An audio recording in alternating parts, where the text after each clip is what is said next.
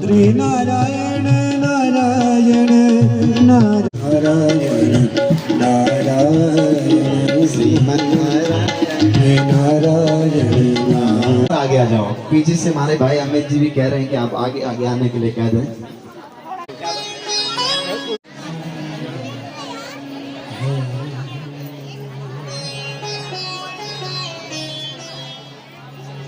बोले भागवत भगवान की जय। प्रेम से बोलो राधे राधे राधे राधे। हम रास स्थली में प्रवेश है, भगवान शिव रास स्थली में प्रवेश हो गए।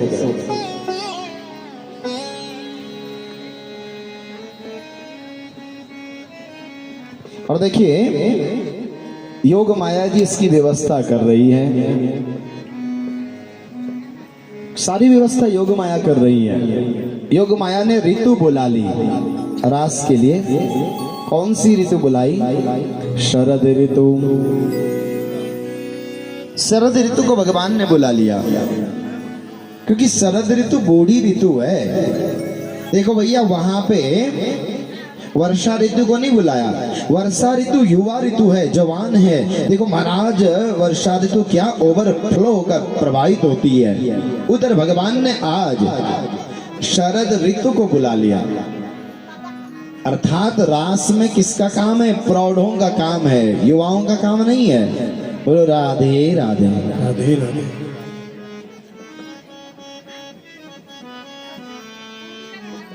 नारायण बद्री नारायण नारायण नारायण बद्री नारायण नारायण नारायण लक्ष्मी नारायण नारायण नारायण लक्ष्मी नारायण नारायण नारायण श्रीमन्नारायण नारायण नारायण नारायण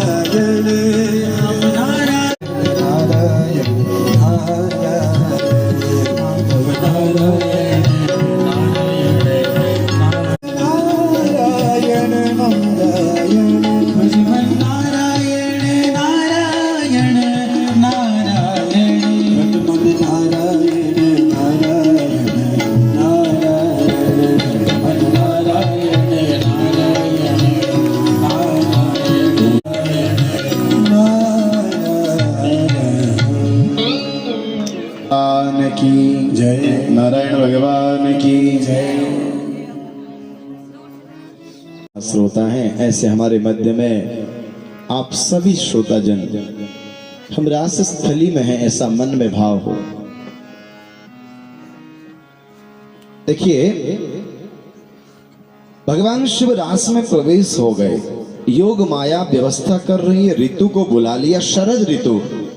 क्योंकि शरद ऋतु बूढ़ी ऋतु है, वर्षा ऋतु को नहीं बुलाया। वो महाराज युवा ऋतु है और क्या ओवरफ्लो होकर प्रभावित होती है, उसे नहीं बुलाया भगवान ने। अर्थात इसका मतलब है रास में युवाओं का काम नहीं है भैया, प्रौढ़ों का काम है, वृद्धों का, बुजुर्गों का, बूढ़ों का काम है। इसलिए शरद ऋतु को बुला लिया। और इधर महाराज चंद्रमा, वो कौन सा चंद्रमा भगवान ने बुला लिया? ये रोज का रंगीला चंद्रमा नहीं बुलाया, जो 15 दिन बढ़ता 15 दिन घटता है। ये रंगीला चंद्रमा है। एक समय की बात है, ततोडराज ककुव करेर मुखम। श्री किशोरी राधा रानी जी निकुंज से सुंदर श्रृंगार करके आई, और जैसे ही कन्हैया ने देखा और कहा, देखो आपका मुखमंडल जो है ना, कितना सुंदर लग रहा है, चंद्रमा की तरह। और ये सुनते ही महाराज राधा रानी नाराज हो गई और सीधे नाराज होकर चल पड़ी। आगे आगे राधा रानी, पीछे पीछे कन्हैया दौड़ रहे हैं। अरे काहे को नाराज हो गई हो? अरे आपने कहा कि मेरा मुखमंडल चंद्रमा की तरह दिख रहा है। एक बात बताओ, अरे उस चंद्रमा पे तो दाग लगा हुआ है, मेरे मुख पे कहां दाग लगा हुआ है? मौन विमोचन पंडिता। कन्हैया बात संभल के करते हैं। कन्हैया ने कहा, अरे राधा रानी, मैंने सही तो कहा, आपका मुखमंडल चंद्रमा की तरह दिख रहा है और उस पर लगा हुआ काला कलंक में कन्हैया ही तो हूं। बोलो राधे राधे। ये सुनते ही राधा रानी संकोच में आ गई। चंद्रमा चंद्रमा मनसो जातश्चक्षो सूर्यो अजायत श्रोत्राद वायुश्च प्राणश्च मुखादग्निरजायत। शुक्ल यजुर्वेद का ये मंत्र कहता है भगवान के मन से चंद्रमा प्रकट हुए, सारी व्यवस्था हो गई, भगवान वट वृक्ष के नीचे स्थित हो गए और अपने अधरोष्ठों पे वंशी को ले लिया। भगवान ने वंशी को ले लिया, गान कर रहे हैं। निसम्य गीतम तदनंग वर्धनम ब्रज स्त्रिया कृष्ण गृहीत मानसा आजग्मुरन्योन्यमलक्षितोद्यमा सयत्र कांतो जवलो लकुंडला निसम्य गीतम तदनंग वर्धनम साम्यानाम निशम्या। गीत गाया भगवान ने बंसी के माध्यम से, क्लीम क्लौम बम। बंसी से आवाज आई। भगवान ने गोपियों को कैसे बुलाया, बंसी को बजा के। बंसी कैसे बजती है? दिल से बजती है, हृदय से बजती है, मन से बजती है। भगवान ने अपने हृदय से बुलाया। तावती वंशिका नादे गरिमा चारुगद्यते।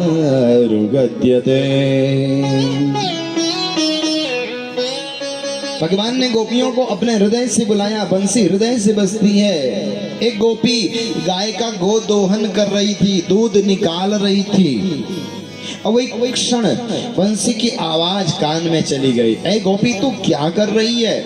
चल, भगवान बुला रहे हैं।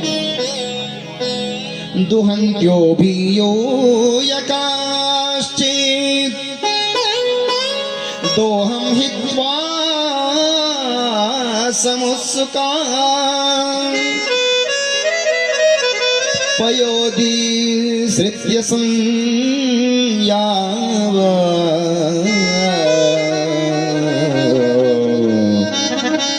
मनुद्यावा पराययो। उसी समय बंसी की आवाज कान में गई। ए बंसी, तो ए गोपी, तू क्या कर रही है? गोपी ने गाय का दूध दोहना बंद कर दिया और जितना दोहन कर लिया था ना, जितना दूध निकाल लिया था, वो रखा हुआ था। गोपी दौड़ पड़ी भगवान की सन्निधि के लिए और फिर 2 क्षण के बाद गोपी रुक गई, वापस आई और जो दूध उसने निकाल लिया था वो सारा दूध गिरा दिया और दौड़ पड़ी भगवान की सन्निधि में। बंसी ने रोक लिया। ए गोपी, ये बात तो मुझे समझ में आई कि तूने गोदोहन, गाय का दूध दोहना बंद कर दिया, पर ये बात मुझे समझ नहीं आई कि जो दूध तूने निकाल लिया था वो तूने सारा गिरा दिया। ऐसा क्यों? तब वो गोपी कहती है, ऐ निगोड़ी बंसी, तुझे क्या पता? यदि हम भगवान की सन्निधि में पहुंच जाएं और उस क्षण भगवान के पास होते हुए भी हम मन से एक क्षण के लिए ये याद कर लें कि मैंने दूध निकाल के रखा हुआ है, कहीं कोई पी न ले, तो देखो भगवान के पास में होते हुए भी हम उस क्षण के लिए भगवान से अलग हो जाते हैं। इस दुनिया में हम जब जाते हैं भगवान के पास में तो सारे संबंधों को लेकर जाते हैं। आज गोपियां जाती है तो सारे संबंधों का परित्याग करके जाती है। इधर महाराज एक गोपी अस्न्यंतोपाश्च भोजनम, पारिवारिक जनों को भोजन करा रही थी। वही कृष्ण बंसी की आवाज कान में गई, ऐ गोपी क्या कर रही है, चल भगवान बुला रहे हैं। उसने मैं अब एक गोपी मानो अपना श्रृंगार कर रही हो, श्रृंगार का समय हुआ हो और श्रृंगार कर रही है गोपी, काजल लगाने का टाइम आया हो, उसने जैसी काजल हाथ में लिया लगाने वाली थी, सोई बंसी की आवाज कान में चली गई, ऐ गोपी ये तो मुझे समझ में आया कि तूने श्रृंगार करना बंद कर दिया, पर ये मुझे समझ नहीं आया कि तूने सारा काजल लिया और अपने चेहरे पे लगा दिया, काला कर दिया। गोपी ने कहा, ऐ निगोड़ी बंसी तुझे क्या पता, इस दुनिया में एकमात्र मेरा गोविंद ही है जो ये नहीं देखता है तुम काले हैं या गोरे हैं। व्यादस्या चरणं ध्रुवस्य च वये वेद्या गजेन्द्रस्य का कुब्जाया किमुनाम रूपमधिकम्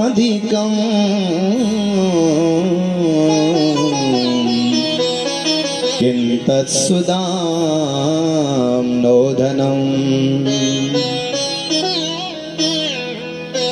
वंशको विदुरस्य यावद्पते रुग्रस्य किं पौरुषम् भक्त्या तुष्यते केवलं न च गुणैः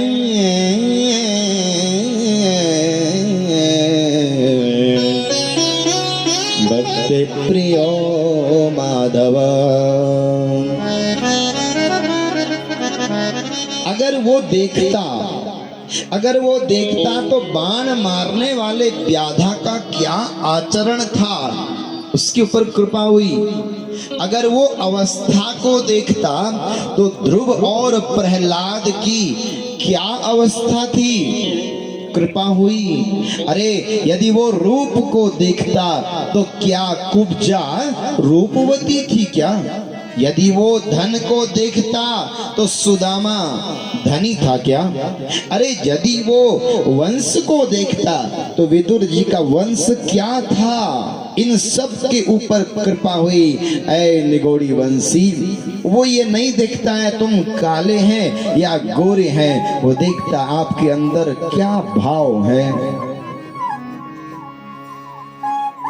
कि महाराज अंतर्हृते भगवती सहसे व्रजांगना।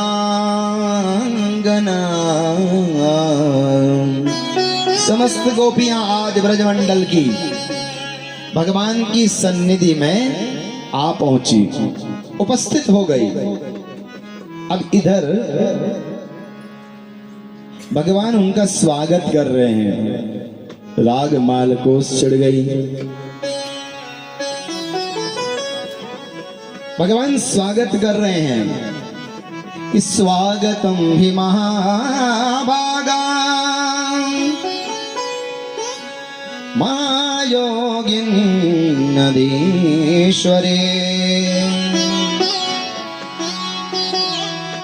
ब्रजस्यानामयं कश्चित् ब्रूतागमन कारणम्। भगवान ने कहा आओ आओ समस्त गोपियां आ जाओ, स्वागत है आपका। लेकिन अंत में कह रहे पीछे से कि ब्रूतागमन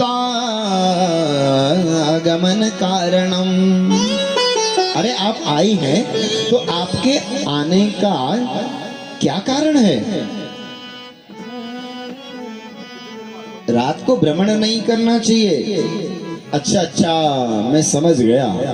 भगवान कह रहे गोपियों से, मैं समझ गया आप जमुना जी के दर्शन करने आई थी, दर्शन कर लिए। जाओ अब घर चले जाओ।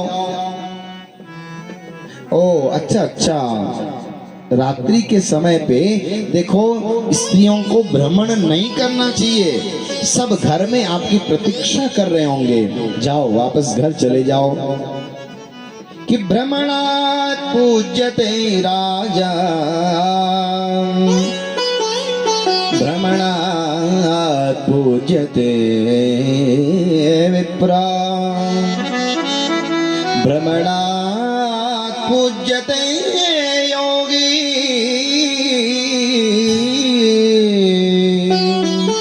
भ्रमन्ते स्त्री विनश्यते। अरे नहीं घूमना चाहिए रात को स्त्रियों को। यदि राजा भ्रमण करे तो पूजा होती है, यदि ब्राह्मण भ्रमण करे तो पूजन होता है, योगी भ्रमण करे पूजा होती है, लेकिन रात्रि में स्त्रियों को भ्रमण नहीं करना चाहिए। गोपियों आप सब घर वापस चले जाओ, घर में सब आपकी प्रतीक्षा कर रहे होंगे।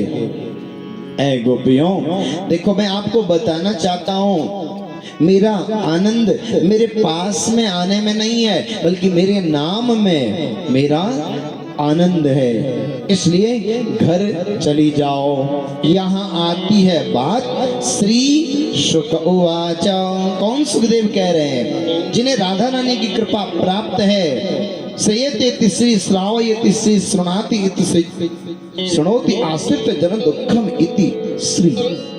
जिन्हें आज राधा रानी की कृपा प्राप्त है वे सुखदेव कह रहे हैं कि इति विप्रयमा करण्या मावास्य, इति विप्रयमा करण्या गोप्यो गोविंद भाषितम् विषण्णा भग्न संकल्पा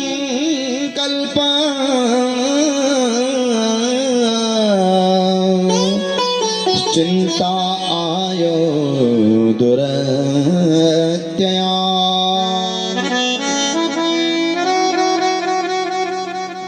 भगवान ने इतना कहा, मौन हो गई। समस्त गोपियां आज चिंतित हो गई।